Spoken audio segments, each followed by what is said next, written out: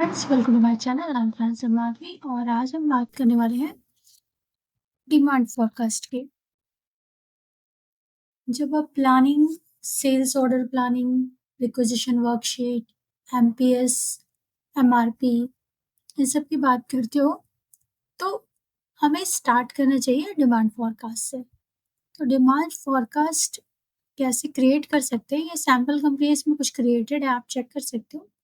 मैं एक नया क्रिएट कर रही हूँ और जब भी आप नया क्रिएट करो आप उसे एक नाम दे सकते हो। जैसे मान लो सेल्स फोरकास्ट, ठीक है।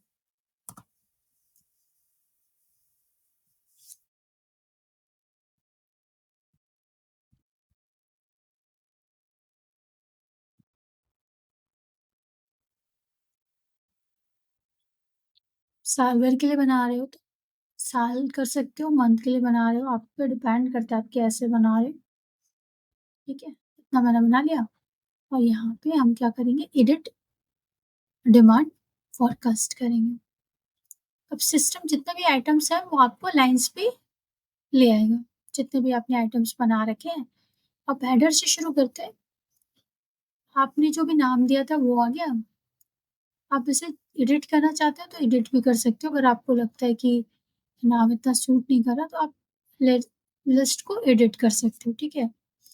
मान लो मैं इसे ST ऐसे कर देती हूँ, इतना नहीं लेगा, 10 डिजिट ही लेगा, इतना काफी है वैसे। अब ये रीनेम होके आपको दिखेगा जैसा मैंने रीनेम किया है। तो रीनेम करने का ऑप्शन हमेशा आपके पास अवेलेबल रहता है। आप अगर रीनेम करना चाहते हो तो रीनेम कर सकते हो। तो ये हो गया। और उसके बाद किस लोकेशन पे लाना चाहते हो, किस लोकेशन के लिए है, पर्टिकुलर कोई लोकेशन है क्या? तो मान लेते हैं हम न्यू दिल्ली के लिए ले रहे हैं, या फिर अगर आप चेंज करना चाहते हो इसको भी तो आप चेंज कर सकते हो, नोएडा चेंज कर दिया। अब मेरा ये जो फोरकास्ट बन रहा है उसको मैंने एक पर्टिकुलर नाम दिया है, सेल्स फोरकास्ट ईयर 2025, ठीक है। Sales FRCS। अब इस तरह से अब लोकेशन ले लिया। अब व्यू कैसे करना चाहते हो, मैं मंथली फोरकास्ट डिफाइन करूंगी। जो भी आइटम है मंथली मेरे सिस्टम में कितना होना चाहिए, हम जो भी सेल्स का प्रोडक्शन करेंगे उस प्रोडक्शन के अकॉर्डिंग, ठीक है। तो प्रोडक्शन के अकॉर्डिंग मेरे पास कितना होना चाहिए वो हमें चेक करना है। तो आपके पास एक डिमांड वर्सेस सप्लाई का कॉन्सेप्ट होता है कि कितनी डिमांड होगी, कितना सप्लाई होगा। तो वो डिमांड वर्सेस सप्लाई का जो कॉन्सेप्ट होता है उसके अकॉर्डिंग आप क्या कर सकते हो, चेक कर सकते हो। तो डिमांड वर्सेस सप्लाई के अकॉर्डिंग हम क्या करेंगे, बाकी चीजें इसमें डालेंगे। तो अब हमारे पास डेटा होना चाहिए कि मंथली हम कितना प्रोडक्शन कर रहे हैं और उस प्रोडक्शन के लिए हम अ, कितना डिमांड रेज करेंगे अपने सप्लायर से। तो एक डिमांड वर्सेस सप्लाई होता है कि आपके कस्टमर ने आपसे क्या डिमांड किया है और आप सप्लाई कैसे करोगे। और उसी के साइड बाय साइड दूसरी चीज होती है कि आप जो डिमांड, कस्टमर की डिमांड को सप्लाई करने वाले हो, आप कहाँ से सप्लाई करोगे, आप भी अपने वेंडर से, सप्लायर से उन चीज़ों की जो चीज़ें एज अ रॉ मटेरियल आप यूज़ करने वाले हो, कंपोनेंट यूज़ करने वाले हो, transforming raw material into FG final product बनाने के लिए। क्योंकि आप मैन्युफैक्चरिंग कंपनी हो, आप क्या करोगे कि आप RM और कंपोनेंट को ट्रांसफॉर्म करोगे FG में और वो फाइनल प्रोडक्ट जो आपका एक कोर कॉम्पिटेंस है वो आप सेल करोगे मार्केट में। तो उसको बनाने के लिए आपको कस्टमर की डिमांड के अकॉर्डिंग सप्लाई करनी है और उस सप्लाई को फुलफिल करने के लिए आपको खुद भी डिमांड करना है अपने सप्लायर से कि बेसिक चीज़ें जो हैं, जो RM या कंपोनेंट है वो आप प्रोक्योर कर पाओ। अब वो प्रोडक्शन ऑर्डर से रेज़ करके बनाओगे या आप कच्चा माल खरीद करके, असेंबलिंग करके, उसको प्रोसेस करके फिर मैन्युफैक्चरिंग एंड फाइनल प्रोडक्ट तक जाओगे, वो आप पे डिपेंड करता है कि आप कौन-सा प्रोसेस करने वाले हो, परचेस या प्रोडक्शन ऑर्डर। तो परचेस करना है तो आपको अपने वेंडर से कांटेक्ट करना पड़ेगा, जिसके लिए आपको मटेरियल रिक्वेजिशन वर्कशीट यूज़ करनी है। और अगर ऑर्डर प्लानिंग करनी है तो सेल्स ऑर्डर प्लानिंग आप सेल्स ऑर्डर से भी कर सकते हो, और डायरेक्टली आप क्या कर सकते हो, प्रोडक्शन ऑर्डर जनरेट करके प्रोडक्शन प्लानिंग के थ्रू प्रोडक्ट डेवलप कर सकते हो। तो अभी हम सिर्फ इतना कर रहे हैं कि हम एक अंदाजा लगा रहे हैं, एस्टिमेट प्लानिंग है ये, demand forecast overview estimate planning है कि हम हर महीने कितना प्रोडक्शन करते हैं, हम कितना डिमांड वर्सेस सप्लाई करते हैं, कस्टमर से कितनी डिमांड आती है उसके लिए हम कितनी सप्लाई करते हैं, और उसके लिए हमारी प्लानिंग फॉरकास्ट क्या होनी चाहिए। तो मान लो हमारा जो पिछले महीने का था, हमारे पिछले महीने का जो अ, यानी कि आप कह सकते हो अप्रैल का जो फॉरकास्ट था, या और अप्रैल में हमने जितना सेल किया उसके बेसिस पे हम मई का फॉरकास्ट करेंगे। तो अप्रैल में मान लो हमने 1000 साइकिलें बेची, और इस बार हमारे पास ऑलरेडी एडवांस कुछ डिमांड आई है 100 की, 100 बाईसाइकिल की। तो हम थोड़ा सा कुछ ऑर्डर ज़्यादा बना लेंगे। तो 1000 हमने पिछले महीने की थी, 100 का एडवांस आ चुका है, और तो हम एक्स्ट्रा सेफ्टी स्टॉक के तौर पर जितना हमारी कंपनी पॉलिसी है 10, 20, 50 उतना बना लेंगे। 1150 का हम एक फोरकास्ट प्लानिंग कर लेते हैं कि मई के लिए इतना है।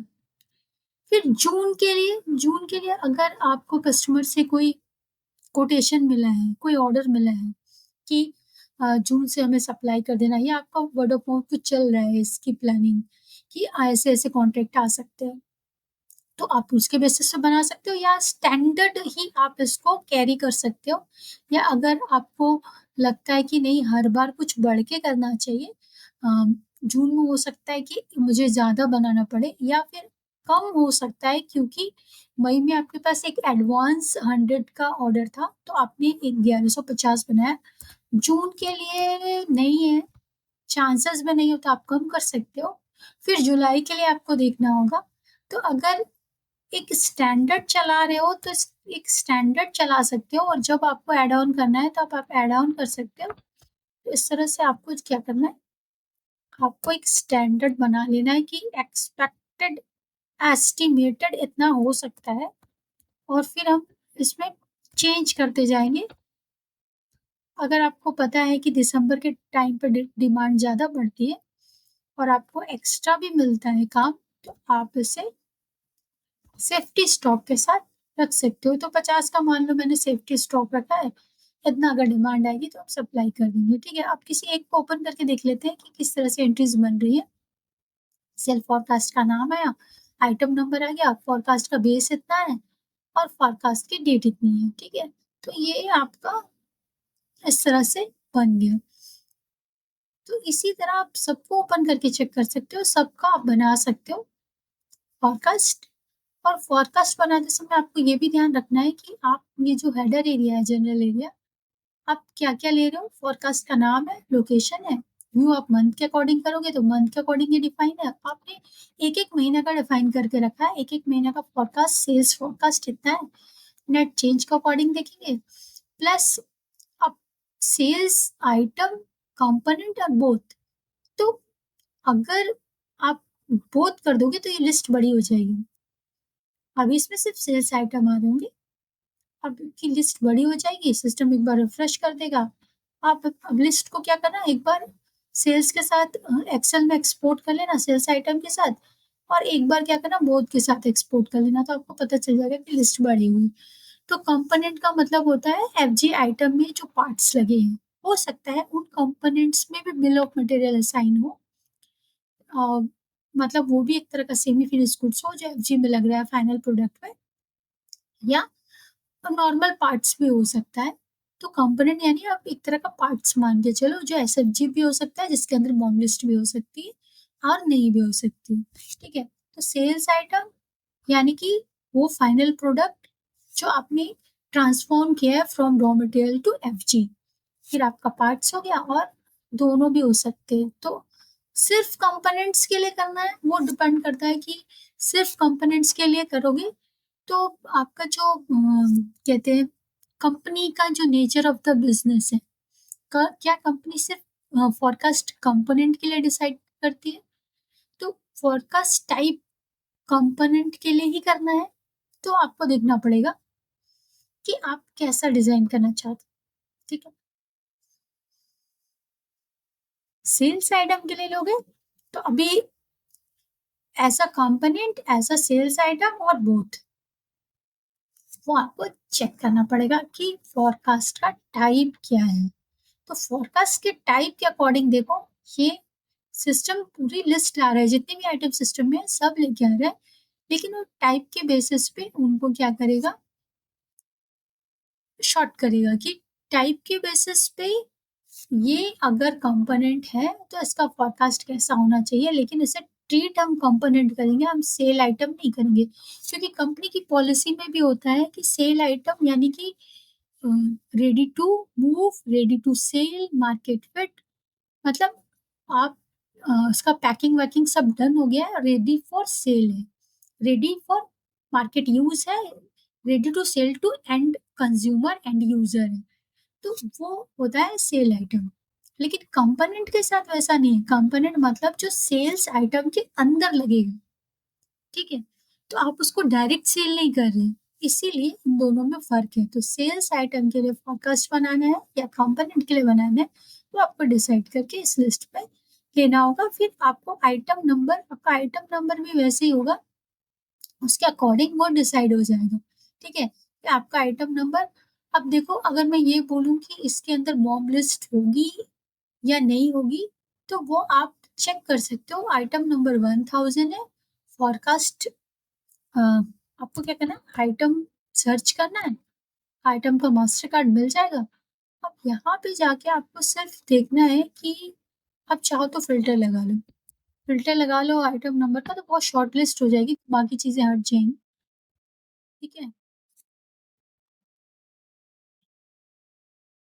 अगर ऐसे नहीं ले रहा है तो आप इसका फिल्टर यहाँ से भी लगा सकते हो। आइटम नंबर, मैं चाह रही थी लिस्ट छोटी हो जाए, जैसे ये छोटी हुई ना। अब देखो, इसमें substitute exit assembly BOM no, production BOM हाँ, इसके अंदर प्रोडक्शन बॉम्ब लगा हुआ है, ठीक है, और राउटिंग वगैरह भी है, यानी कि ये प्रोडक्शन प्रोसेस में यूज हो रहा है, ठीक है। तो ये एक एफजी आइटम है, प्रोडक्शन प्रोसेस में यूज हो रहा है, इसके अंदर आपके bomb list, bill of material list भी है, यानी कि इसके अंदर बहुत सारे आरएम कंपोनेंट्स इस तरह से लिस्ट होगी। जैसे इंग्रेडिएंट्स कहते हैं ना, आप किसी सामान को बनाने के लिए, तो एफजी को बनाने के लिए लिस्ट होती है, bomb list, bill of material list. तो इस तरह से आप बाकी का भी फोरकास्ट जनरेट कर सकते हो। इसके बेसिस पर आप मंथली जब अपनी प्लानिंग वगैरह रन करोगे, तो सिस्टम आपको बताएगा कि आपकी फोरकास्ट क्या थी, और उसके अकॉर्डिंग आप क्या जनरेट करवा रहे हो, ठीक है। तो अगर मान लो मैं, ये जो सेकंड वाला आइटम है, उसके लिए मैं बोलूँ कि टूरिंग बाईसाइकिल मई में हम बनाते हैं 100, या फिर और ज्यादा बढ़ा देते हैं 500, ठीक है। इसके लिए हम बना, नेक्स्ट मंथ के लिए हम हर बार क्या करेंगे, 100 से अपग्रेड करेंगे, क्योंकि हमारे पास ऐसा डील मिला है कस्टमर से कि हर महीने उसे 100 एक्स्ट्रा चाहिए। तो ऐसा एक कस्टमर हो सकता है, ऐसे मल्टीपल कस्टमर हो सकते हैं मिला के, मतलब आपको टोटल कस्टमर के अकॉर्डिंग डिमांड मिला के बनानी है, आइटम वाइज, आइटम वाइज, ठीक है, कि जितने भी कस्टमर हैं बल्क वाले, और जिनके लिए भी आप प्लानिंग करते हो, जिनके लिए भी आप ये ऑर्डर वाला चलाते हो सिस्टम, ऑर्डर प्लानिंग वाला, उन सबके लिए टोटल फोरकास्ट सिस्टम पे एक पर्टिकुलर आइटम पकड़कर आपको टोटल फोरकास्ट चलाना है। ये नहीं कि कस्टमर वाइज, नहीं, item wise sale total forecast, ठीक है। तो इस तरह से हमने बढ़ा के बता दिया। अब मैंने दिसंबर तक का बनाया था लास्ट आइटम के लिए। आप, क्योंकि अगर आपके पास डिसाइडेड प्लान नहीं है तो आप 1-2 महीने बाद भी बना सकते हो। अभी दिसंबर आया नहीं था तो मैंने सिर्फ दिसंबर तक बनाया था।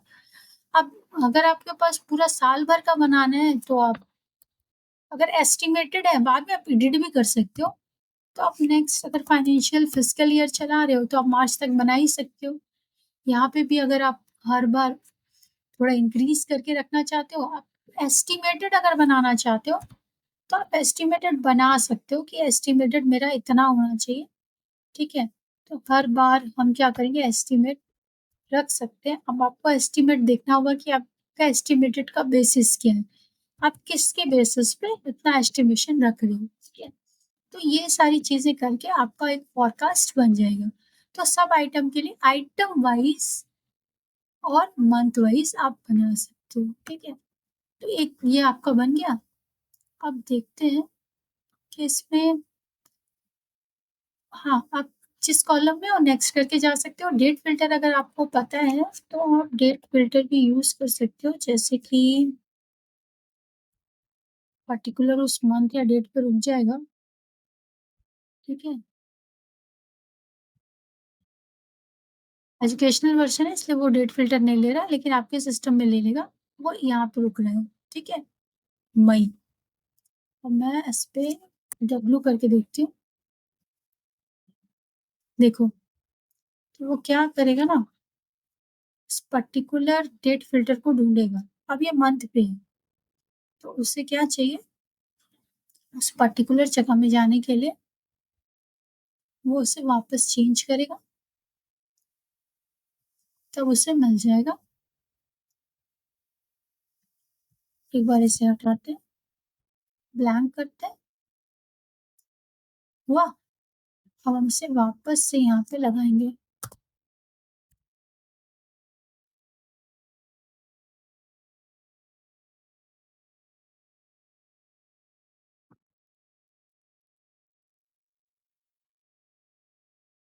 प्री प्लानिंग की थी ना, इसलिए नहीं आ रहा है, मंथली प्लानिंग के अकॉर्डिंग। तो एक काम करते हैं, सबको टाइप करके देखते हैं। नहीं, हमारी प्लानिंग डे वाइज़ नहीं थी, हमारी प्लानिंग मंथ वाइज़ है, तो मंथ कर लेते हैं। लेकिन मंथ में उसे पर्टिकुलर ये नहीं मिलेगा, पर्टिकुलर एक डेट नहीं मिलेगी। हम डेट रेंज ट्राई करके देखते हैं कि हम एक डेट रेंज दे दें, ठीक है? देखते हैं डेट रेंज 01 05 से लेकर 01, क्योंकि MMDDYY चला रहा है। आज तक की अगर डेट दे दें,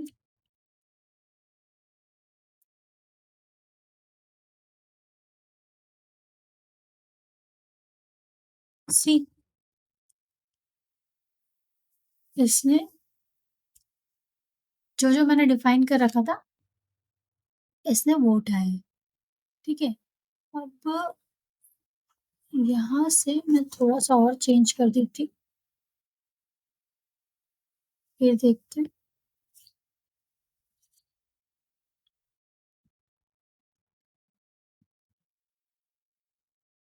ठीक है? सिर्फ़ मैंने मई का उठाया, ठीक है? मई, मुझे सिर्फ़ मई का देखना था, तो आप डेट फ़िल्टर असाइन करके भी यूज़ कर सकते हो। MMDDYY का फ़ॉर्मेट है, वो आपको ध्यान रखना पड़ेगा, ठीक है? इस तरह से आप चेक कर सकते हो। आप देखो, अब जिसका आप डिफ़ाइन करोगे सिस्टम में जितने आइटम हैं, वो सारे आइटम आपको दिखेंगे। थोड़ा स्क्रॉल डाउन करना पड़ेगा आपको और आपको सारा आइटम दिखेगा। तो आपको ऐसे चेक करना होगा, क्योंकि टेस्ट मैं भी टेस्ट करती रहती हूँ। तो आपको ऐसे मैट्रिक्स वाइज़, क्योंकि बॉक्स ही मैट्रिक्स वाइज़ बना है, तो आपको इस तरह से चेक करके देखना होगा। और अगर और भी बटन्स हैं, नेक्स्ट के लिए है, नेक्स्ट सेट के लिए है, और अगर इसको कॉपी करके एक नया बनाना है, तो आप इसे सिंपल सा कॉपी कर लीजिए, तो आपकी मेहनत बच जाएगी, ठीक है? तो इस तरह से आप चेक कर सकते हैं। Thank you for watching.